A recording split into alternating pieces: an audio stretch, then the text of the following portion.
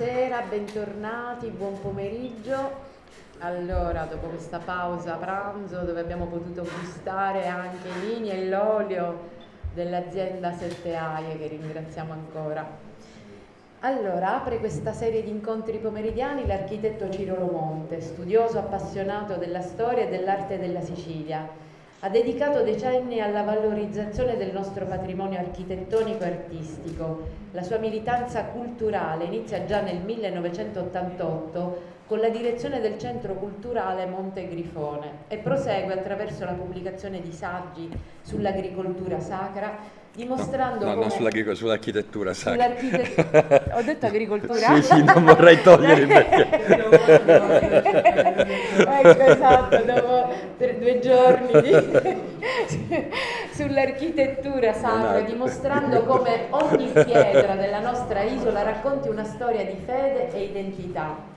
Con la fondazione dell'Associazione Magistri Maragme e della Monreale School of Arts and Crafts, ha creato un ponte tra i maestri artigiani e i giovani talenti affinché l'arte siciliana non rimanga un ricordo da museo, ma rinasca nelle mani delle nuove generazioni. Docente del Master di secondo livello in Architettura, Arti Sacre e Liturgia presso l'Università Europea di Roma, è stato segretario di Siciliani Liberi fino all'anno scorso, oggi è il presidente dell'Assemblea Nazionale di Siciliani Liberi e spende la sua vita tra architettura, arte e impegno civile. Lui ha sempre visto nella cultura un atto politico nel senso più nobile del termine, perché la vera ribellione in un'epoca di omologazione è custodire e reinventare la nostra unicità. Oggi ci parlerà proprio di questo, con una relazione dal titolo abbastanza particolare ed emblematico, La ribellione della bellezza come atto identitario, un invito a riconoscere nell'arte e nell'architettura le armi di resistenza culturale, gli strumenti per affermare con orgoglio e creatività chi siamo. La parola a Ciro Lomonte, grazie. Grazie a te Eliana, sono molto lusingato da questa presentazione. Va bene, fa un po' caldo, l'orario è quello che è, abbiamo bevuto molti tipi di vino, adesso dobbiamo provare a mantenere desta l'attenzione.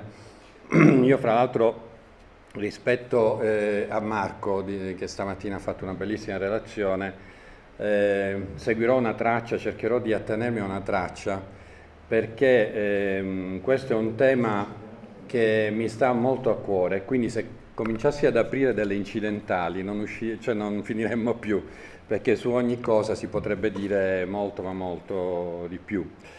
E vorrei cominciare da una cosa, da una biografia voluminosa su John Henry Newman. Penso che conosciate questo personaggio inglese, cui passaggio dall'anglicanesimo alla fede cattolica matura definitivamente proprio in Sicilia. Qua peraltro scriverà una bellissima poesia, Luce Gentile, che è stata messa anche in musica, e c'è una biografia voluminosa fatta molto bene da un certo José Morales Marín, in cui mi è piaciuto vedere che quando parla, perché lui ha una malattia a Leonforte, e allora lì c'è il passaggio finale di conversione. Il biografo dice: vedendo la povertà dell'abitazione, dei luoghi in cui si trovava, si ricordò della povertà e delle scarse attrezzature della sua scuola quando era ragazzino. Ed è interessante che questo biografo fa un discorso corretto, rigoroso e basato sui documenti. Invece c'è una biografa emiliana che nella biografia di Newman, quando parla di Leonforte, del passaggio di Newman, insiste sul fatto che insomma questi siciliani, cioè Newman passa per strade polverose, insomma in luoghi di poveracci. Ora io dico, perché lo sappiamo, un po' di storia abbiamo studiato tutti, ma a metà del 1800 l'Emilia-Romagna rispetto alla Sicilia era così piena di infrastrutture da fare una considerazione che di per sé è razzista ed è alimentata da una propaganda che è fatta sui libri di scuola dello Stato italiano almeno dal 1860, però in realtà possiamo dire che avevano cominciato anche prima, perché un passaggio emblematico e fondamentale è quando i Borbone, Ferdinando III di Sicilia e IV di Napoli, sopprimono il Regno di Sicilia. Ed è allora che comincia uno stato poliziesco, perché i siciliani sono delusi da questo, e comincia anche una propaganda negativa. Per cui, per esempio, si comincia a dire che i siciliani, non era mai successo prima, che i siciliani, quello di buono che hanno nella loro terra viene dalle dominazioni. Noi non abbiamo avuto quasi nessuna dominazione. Io non so quanto, ieri purtroppo non c'ero, si sia soffermato il professore Massimo Costa sull'argomento, ma è uno dei suoi cavalli di battaglia. Il Regno di Sicilia in particolare dura dal 1130 al 1816 e sono passaggi dinastici. È il più antico regno parlamentare del mondo. Le realtà che vengono fatte belle, oggi si parlava del duca di Camastra, un duca che nasce nel 1630 come la città, poi sarà quello che guiderà la ricostruzione del Val di Noto, cominciando da Catania, che è una cosa siciliana, no? L'hanno fatta gli spagnoli, trovano in Spagna qualcosa come il Val di Noto. Non c'è. Quindi già noi dovremmo cominciare a non utilizzare la parola dominazione, perché è una cosa che si è inventata, sono inventati gli stati italiani, prima quello napoletano e poi quello sabaudo e poi la Repubblica Italiana, per far pensare che noi siamo incapaci di autogovernarci. Poi uno va a guardare la storia dell'architettura e la storia dell'arte e o sono artisti locali, architetti locali, oppure sono artisti che sono arrivati qui perché c'era una enorme ricchezza e arrivando qui, pensiamo ai Gaggini, ai Laurana, a tanti altri, Borremans, diventano siciliani, perché questa è una caratteristica di questa terra. Un'altra parola che noi dobbiamo smettere di usare se vogliamo difendere l'identità siciliana, cioè se vogliamo difendere la verità, è multiculturalità. Non è vero che la Sicilia è una terra sincretista, non è vero. Cioè, studiando la storia, cioè, questa è una terra ospitale e quando qualcuno arriva qua si trasforma in siciliano. Anche un africano, San Benedetto il Moro, ragionava da siciliano, no? Pur essendo figlio di schiavi di colore. È una cosa che con un mio amico agronomo, però non abbiamo finito ancora di parlarci perché c'ha molte cose da spiegarmi sull'argomento con Leonardo Cannata. È una cosa che abbiamo trovato anche nelle coltivazioni, e in particolare nel mandorlo, almeno con questo mio amico parlavamo di questo fatto.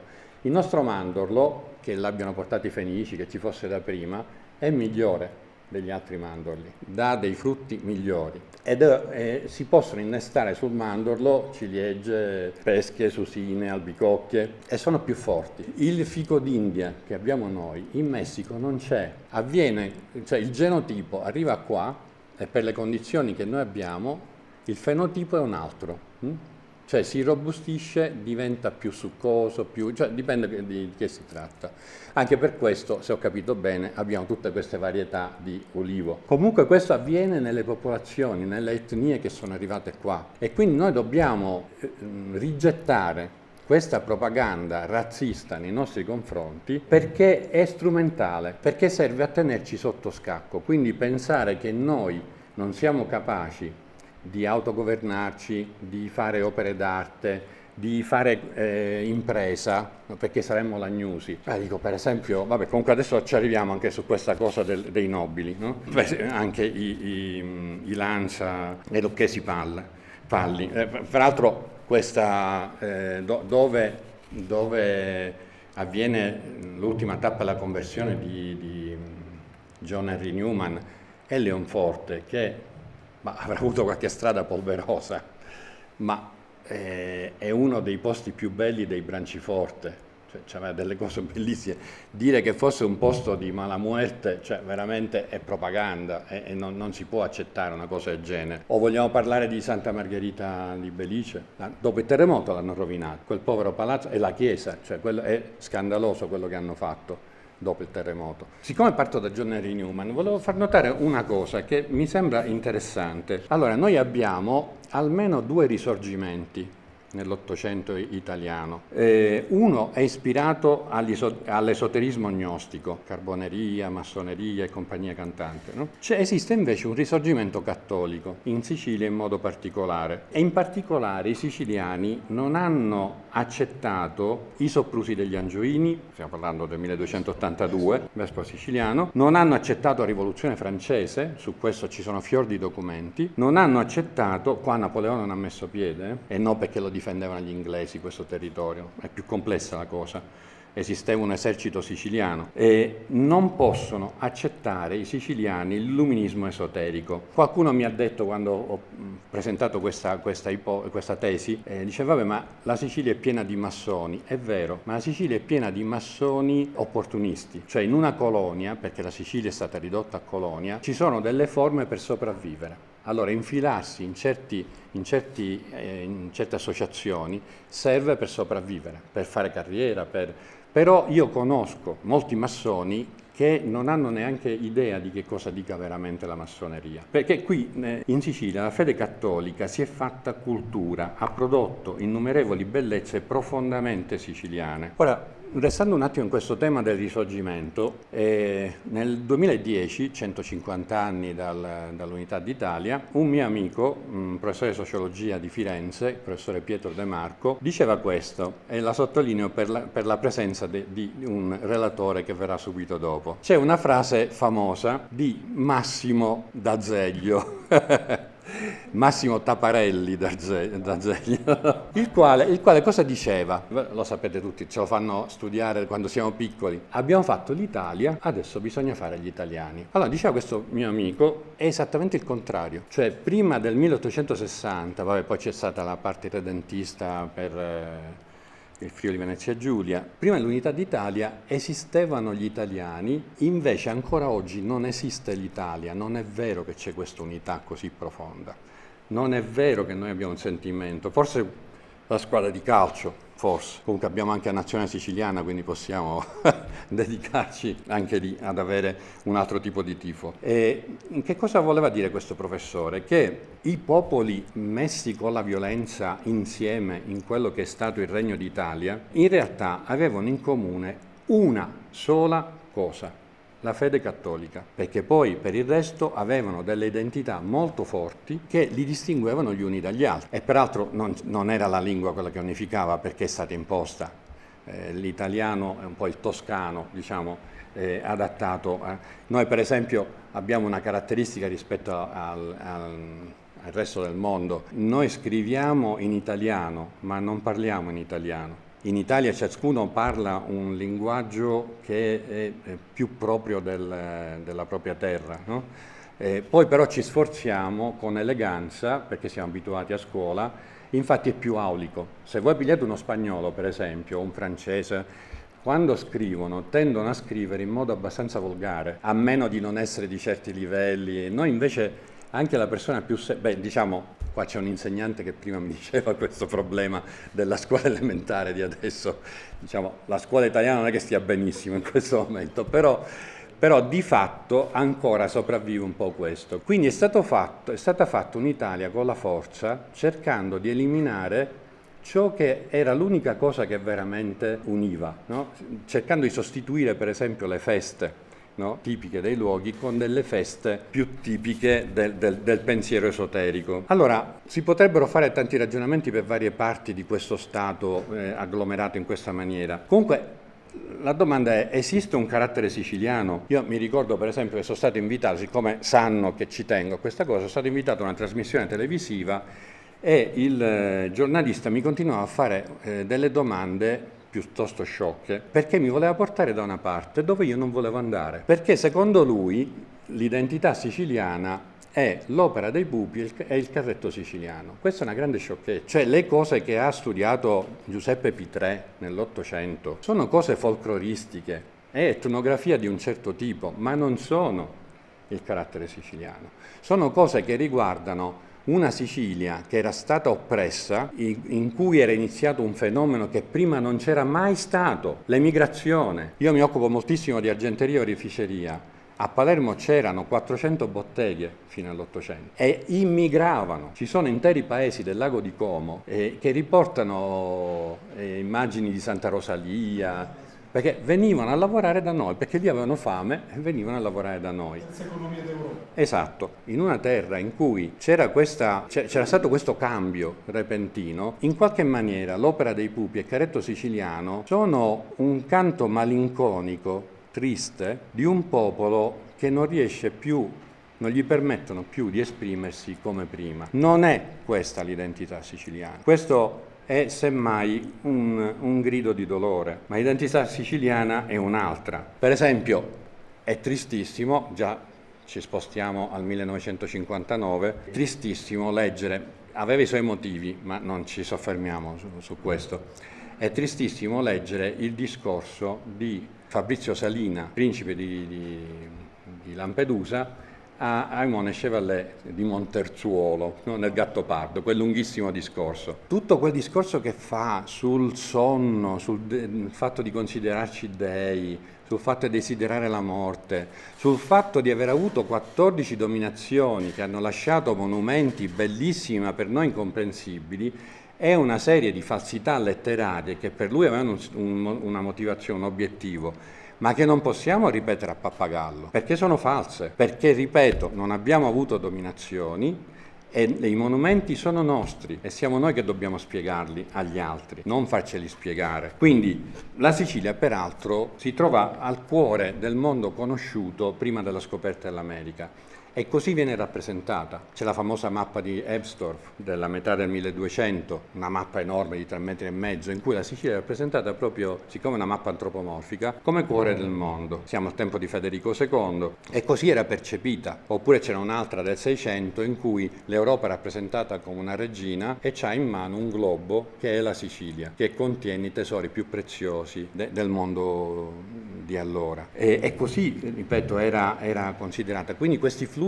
di popoli che passano di qua sono collegati a questo aspetto, cioè vengono dentro un ambiente che è particolarmente fertile da tutti i punti di vista e quindi arrivano i greci, non sono più greci, noi non siamo mai stati in Magna Grecia, diventano sicelioti e fanno più templi che in Grecia e fanno dei templi che peraltro noi non conosciamo per quello che erano, perché erano coloratissimi. Ci sono stati gli archeologi del 7-800 che hanno descritto quello che hanno visto a Selinunte, per esempio. Allora ancora c'erano i colori nelle colonne, nella trabeazione. E poi nei musei archeologici si trovano alcune parti, no, che si sono conservate e quindi si capisce questa caratteristica iniziale. E così gli altri popoli, gli Elimi, da dove arriveranno dall'Anatolia, però si trasformano in siciliani. Allora noi facciamo fatica ad accorgercene e a me dà molta tristezza questo. C'è stata a Palermo qualche giorno fa l'ennesima edizione del festino di Santa Rosalia, che è un tradimento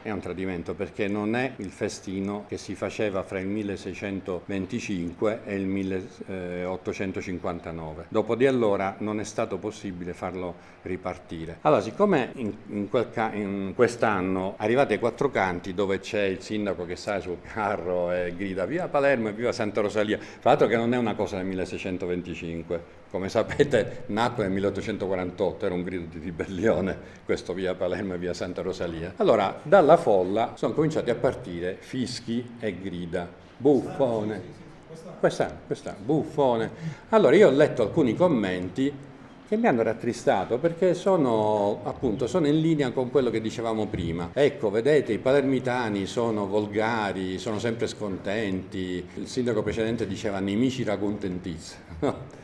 Ma non è vero.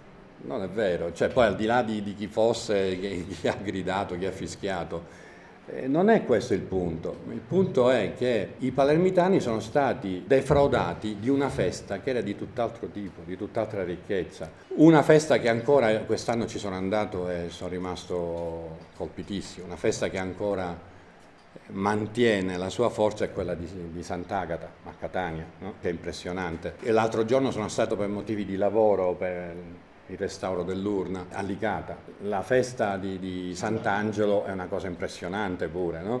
Con quella corsa che fanno, peraltro 2 volte all'anno, cioè il 5 maggio e quest'anno sarà il 17 agosto.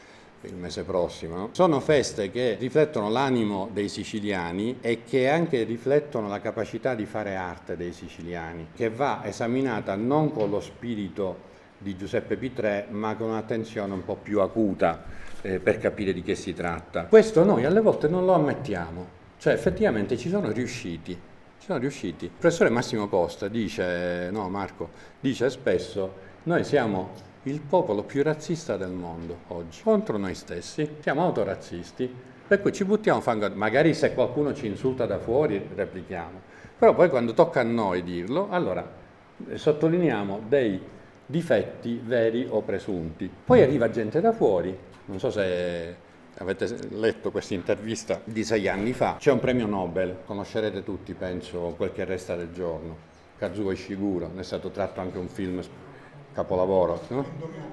Premio Nobel. Bene, questo viene da parecchi anni, ogni anno in vacanza in Sicilia, e nell'intervista ha detto perché voi siete il popolo migliore che io conosco. Quindi non c'entra niente il padrino, cioè proprio quello. Non c'entrano niente i film in cui si parla con questa lingua che non è la nostra lingua, no? Cioè, voi avete prodotto più letteratura dell'Italia, voi avete un carattere straordinario, voi avete un'identità fortissima che mi ricorda per certi versi l'Irlanda, dice lui nell'intervista. Ma non finisco di scoprirla, quindi ho bisogno di girare ancora questa terra per capire meglio. Forse come per l'Irlanda voi avete un problema che siccome qualcuno vi ha messo il tallone addosso, avete difficoltà oggi ad esprimervi per quello che siete, ma se uno vi guarda si capisce che siete. Con Marco siamo andati una volta dal console russo, un tizio che più che diplomatico sembrava un agente segreto, comunque parlava più con le sopracciglia che no. Però qualche cosa l'ha detta e a un certo punto fa, io sto cercando di capirvi, cioè vado in giro non solo in Russia e trovo ristorante italiano, pizzeria italiana, poi parlo, magari uno è di Macerata, l'altro è di Torino, di dove sei? Italiano. Quando si tratta di voi, mai. Io sono siciliano, ma me la spiegate questa cosa, perché ci deve essere sotto qualcosa. No? Non so se conoscete questi talent show, no? America's Got Talent, no? È andato qualche tempo fa un ragazzo di Catania, e allora i giudici dicono, ma tu come ti chiami? Di dove sei? Quindi italiano. No, io sono siciliano. È interessante, cioè sotto c'è il fuoco che cova sotto la cenere, però non riusciamo ad esprimerlo. Allora, perché io parlo di ribellione alla bellezza? Perché io ci sono arrivato studiando. Cioè io quando ero al liceo, cioè non è che mi convinceva del tutto la teoria divulgata, però insomma dico vabbè, ok, le dominazioni, l'arabo normanno, questo hanno fatto gli spagnoli, quest'altro hanno fatto... la vucciria viene dal francese, boucherie. Poi siccome l'architettura ho studiato e poi ho studiato anche dopo, e poi mi appassiona moltissimo la storia, ma i conti non mi tornavano. Ma se queste cose, i Quattro Canti a Palermo, una piazza spagnola, a parte che in Spagna non c'è nessuna piazza in nessuna città con los Austrias, i cosiddetti, cioè lì chiamano Austrias gli Asburgo, no? I 4 re asburgici. E poi, cioè, Mariano Smiriglio, Giulio Lasso, c'entrano gli spagnoli. E anche il viceré qua ci stava non perché era una forza di occupazione. Il viceré veniva perché il Parlamento esigeva che venisse il re. Il re molte volte non accettava e allora mandava un suo rappresentante, ma con l'ordine di rispettare il Parlamento siciliano. Tant'è che Ferdinando, se distrugge, a parte altri discorsi più complicati, se sopprime il regno di Sicilia, è perché lui durante l'occupazione di Napoli, stando qui, non sopportava, perché a Napoli non c'era un Parlamento, non sopportava il fatto che tutte le sue decisioni, più o meno capricciose, dovevano passare dal Parlamento. Quindi se noi non capiamo queste cose, come possiamo capire la nostra terra? come possiamo capire la nostra tradizione, la nostra forza, il giorno in cui noi capiremo questo e apriremo gli occhi sulla grandezza di ciò che hanno fatto i nostri antenati, lì sarà una ribellione globale, molto più forte e radicale di quella che può essere una ribellione violenta. Okay? Quindi bisogna avere uno sguardo lungo sulla nostra identità per poter approfondire le cose che ho detto prima. No? Per esempio, il barocco siciliano è siciliano. Cioè proprio non ci piove, no? È l'esaltazione dell'incarnazione del Figlio di Dio, è la valorizzazione della materia creata, sia essa natura inanimata oppure corpo umano. Non va confuso con una certa tendenza alla tetraggine rilevata negli studi etnoantropologici tipici di Giuseppe Pitrè. Quella non è la Sicilia autentica, quella è la vigile malinconia di un popolo costretto all'emigrazione, che è un fenomeno che non si era registrato ai millenni precedenti al 1860. Il barocco siciliano, nella variegata serie di declinazioni locali, qua vicino Cennaro, che è uno splendore, no? Trapani è un altro tipo ancora, perché è un continente la Sicilia, è un continente, no? Palermo, Messina, il Val di Noto, diciamo prima, e sto citando solo alcune perché potremmo dire molte altre, no? È la manifestazione artistica di uno dei periodi di maggiore benessere economico e di vivace elaborazione culturale. Esprime vivacemente le inclinazioni peculiari dell'arte siciliana. Esiste un'arte siciliana, sin dalla monetazione siracusa, in epoca classica, cioè cromatismi accesi, colori, cura sorprendente dei dettagli, valorizzazione delle materie prime più o meno preziose, proporzioni delicate, non c'è il monumentalismo qua di Napoli per esempio, qua c'è più proporzione, sapiente inserimento nella natura, che poi è una natura già di per sé esuberante, o mimesi gioiosa della natura stessa, solidità e resistenza alle intemperie, gusto burlone per la sorpresa non strombazzata, perché c'è anche questo nell'arte e nell'animo siciliano. L'ironia. Cicerone nel I secolo a.C. dice: i siciliani sono tremendi, può succedere qualsiasi cosa, anche tragica, la trasforma in una battuta di spirito. Cicerone. E Cicerone parla dei cannoli, Cicerone parla della cassata, no? Perché per farci sentire inferiori ci dicono che i cannoli e la cassata l'hanno inventata gli arabi. Perché tutto ciò che di buono c'è qua, persino i fichi d'India, è degli arabi. Ora sfido chiunque ad andare nella penisola arabica e trovare i cannoli o la cassata, oppure agrumeti, perché ci hanno portato i limoni. Poi uno va a Piazza Armerina e trova i mosaici con i limoni, molto prima degli arabi. Oppure i Canat ce li hanno portati loro, ma già i romani e i bizantini avevano fatto dei sistemi di irrigazione molto migliori. È una tecnica. Cioè non è tanto per favorire, adesso loro hanno molti soldi, quindi si vengono a comprare anche il Palermo, no? Però è una tecnica per farci sentire inferiori, ce la dobbiamo scrollare di dosso, non è giusto, non è vero, sono falsità. Ok.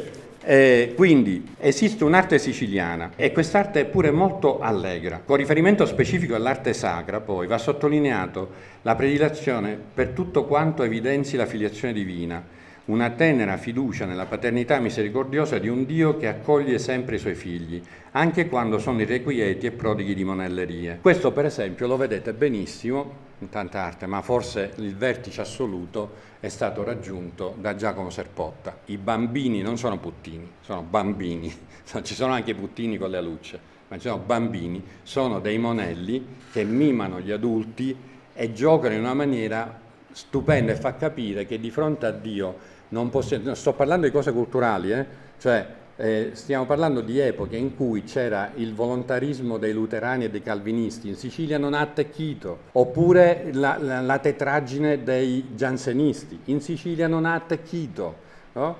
Oppure tutti i discorsi razionalisti della rivoluzione francese, in Sicilia non ha attecchito.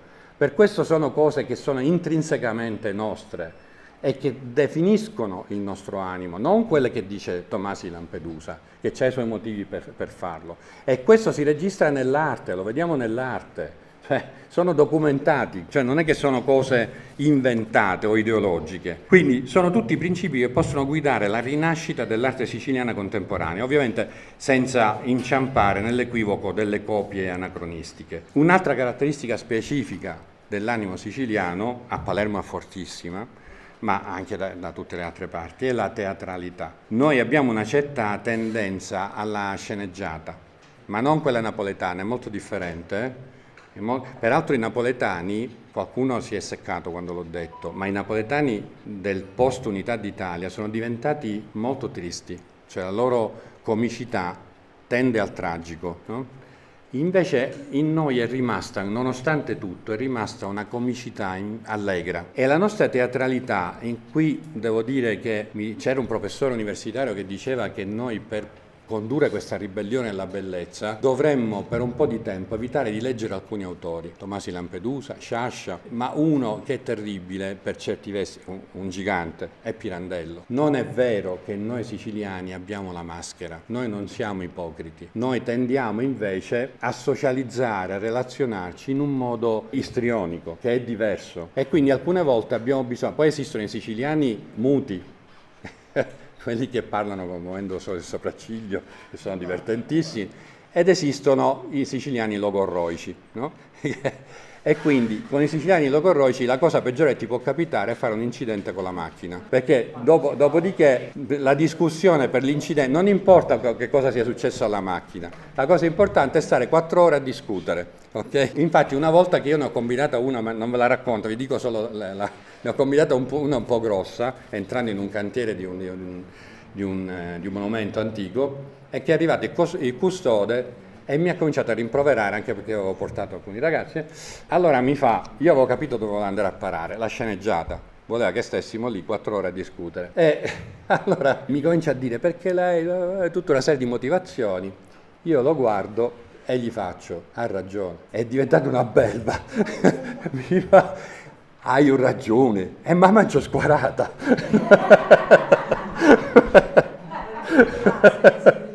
Cioè gli ho tolto l'arma, cioè perché non potevo, ma io non avevo tempo quel giorno di stare con lui a discutere. Quindi questa teatralità è tipica nostra, e qui abbiamo una grande attrice, per cui poi c'è modo anche di godere delle sue esibizioni. Musica siciliana e teatro siciliano, io penso e ho un desiderio che possono favorire la comprensione all'estero, anche in Italia, di questa terra così solare. Alcuni già lo stanno facendo. Personalmente sogno che musica, teatro, cinema si occupino seriamente di alcuni periodi storici estremamente densi e attraenti, come la sfida di Ducezio, come la dinastia degli Altavilla, che non sono i dominatori normanni, poi ce ne parlerà Bartolomeo, o la guerra del Vespro, o il 48 siciliano è interessantissimo. I nostri attori dovrebbero potersi esprimere con l'eleganza autentica della lingua siciliana, accantonando una buona volta le caricature pseudodialettali del Padrino e delle serie televisive Rai, tenendo conto fra l'altro che la mafia prima del 1860 non esisteva. Questo non lo dico io, questo diceva Rocco Chinnici. Allora, mi avvio alla conclusione, scusate, vi sto annoiando. Allora, c'è un equivoco piuttosto diffuso, che io sento spesso anche perché me ne devo occupare per motivi professionali. Questa frase che circola, la cultura produce ricchezza, non è vero, non è vero. Di solito avviene esattamente il contrario. La ricchezza, sto parlando ovviamente dei Casamonica, no? Che fanno case... Di solito la ricchezza, e in Sicilia questo si vede, produce cultura. Se guardiamo ai millenni della storia siciliana, notiamo proprio questo. La Sicilia è stata ricchissima fino alla recente colonizzazione italiana, tanto da attrarre nei millenni consistenti flussi di immigrazione, ben integrati al tessuto demografico autoctono. E questo magnifico benessere ha prodotto capolavori in tutte le arti. Non si spiega altrimenti la strepitosa densità di palazzi, di chiese, di monasteri, di giardini, di botteghe di artigiani di grande valore. I palazzi nobiliari sono testimonianza di imprenditori aristocratici siciliani, imprenditori.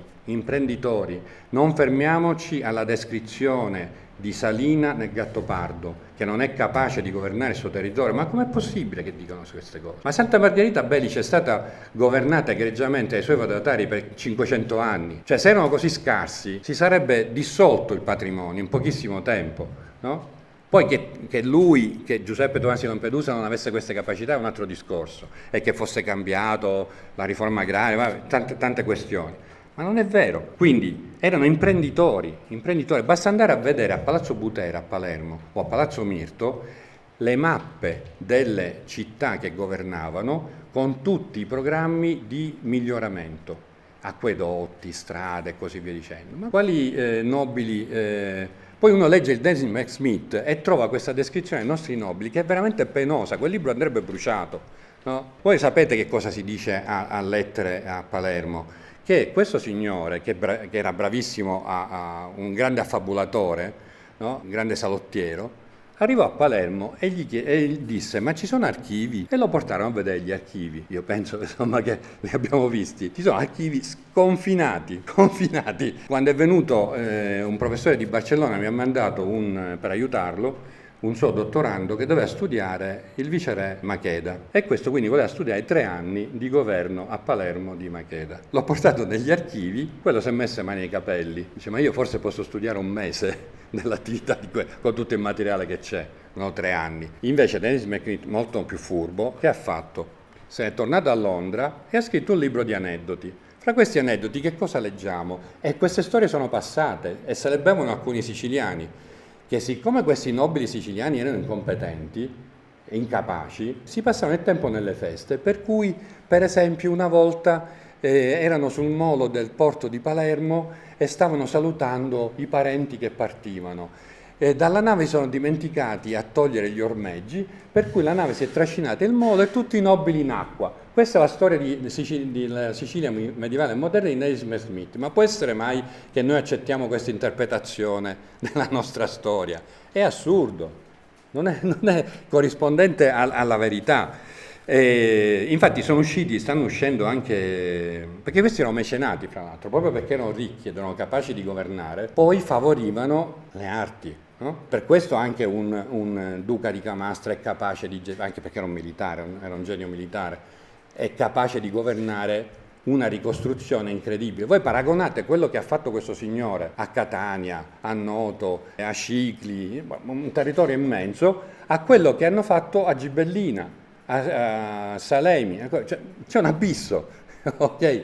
Per questo è bello che escano dei libri, per esempio ce n'è uno che è uscito 2 anni fa, che si intitola Dimore di Sicilia, piccolo viaggio sentimentale nel cuore intimo delle dimore storiche siciliane, in cui si capisce, anche perché gli autori sono andati a cercare, cosa piuttosto interessante, i palazzi nobiliari ancora abitati dai nobili e come ce la fanno a tenerli in piedi. Veramente un bel libro quello lì, ma da studiare ce n'è tanto. Allora, per chiudere, se i siciliani torneranno ad essere orgogliosi della propria identità, torneranno ad essere una nazione libera, quindi si separeranno dal resto del mondo, perché Tomasi Lampedusa di cosa ci accusa pure? Questa terrificante insularità d'animo, no? Io non conosco, lo dico sul serio, non è con enfasi o con spacconeria, non conosco persone più aperte al mondo dei siciliani, più viaggiatori, più curiosi, ma dov'è questa terrificante insularità d'animo? Ma dov'è?